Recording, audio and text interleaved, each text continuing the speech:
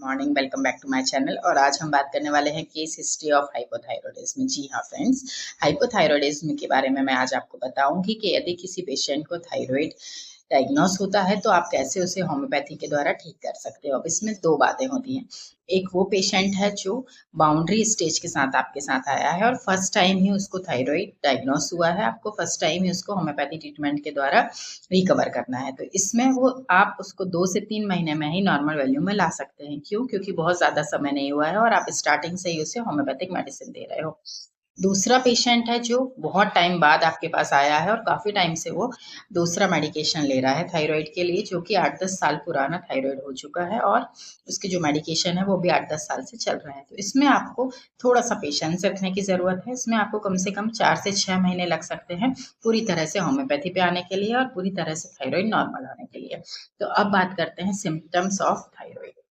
यदि आपको हाइपोथायरॉयडिज्म है तो कैसे सिम्टम्स पेशेंट आपको बताता है। सबसे पहले वजन बढ़ना, बिना मतलब बेवजह वजन बढ़ रहा है। जो हमारी त्वचा है वो सूखी हो रही है, रुखी हो रही है। बालों का बहुत ज्यादा झड़ना हो रहा है, बहुत ज्यादा बाल झड़ रहे हैं। पूरे टाइम थकान लग रही है, पूरे टाइम कमजोरी महसूस हो रही है, गला सूख रहा है। यदि इस तरह के सिम्टम्स पेशेंट आपको बताता है तो हम उसकी थायराइड प्रोफाइल कराएंगे, जिसमें T3, T4 और TSH हम पूरा टेस्ट करवाएंगे। अभी यदि डायग्नोस होता है कि हाँ थायराइड आया है, बाउंड्री पर आया है, तो फिर हम उसको होम्योपैथिक ट्रीटमेंट स्टार्ट करेंगे, जिसमें बहुत अच्छी मेडिसिन जो है थायराइड की वो है थायरोडियम, और साथ में हम उसको देंगे आयोडियम। इन दोनों के साथ हम उसका थायराइड जो है वो नॉर्मल वैल्यू पे ले आएंगे, पर इसमें हमें थोड़ा सा टाइम लगेगा, लगभग 1 से 2 महीने, यदि ये फर्स्ट टाइम ही आपके पास आया है और बाउंड्री पर है तो।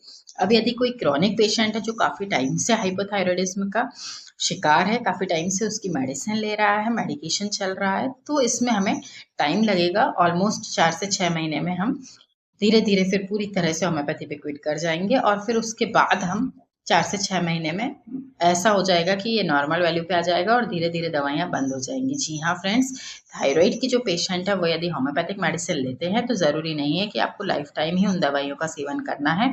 बहुत ज़्यादा होने पर, बहुत क्रॉनिक होने पर भी ऐसा एक स्थिति आती है, पर उसमें टाइम लगता है, कुछ 6 महीने, 8 महीने या साल भर। उसके बाद आप होम्योपैथी भी लेना बंद कर देते हैं तो भी आपका थायराइड नॉर्मल ही रहता है। तो फ्रेंड्स, फिर मिलेंगे एक नई वीडियो में एक नई केस हिस्ट्री के साथ। तब तक के लिए अपना ध्यान रखें। यदि मुझसे फर्स्ट टाइम मिल रहे हैं तो चैनल को शेयर, लाइक और सब्सक्राइब अवश्य करें।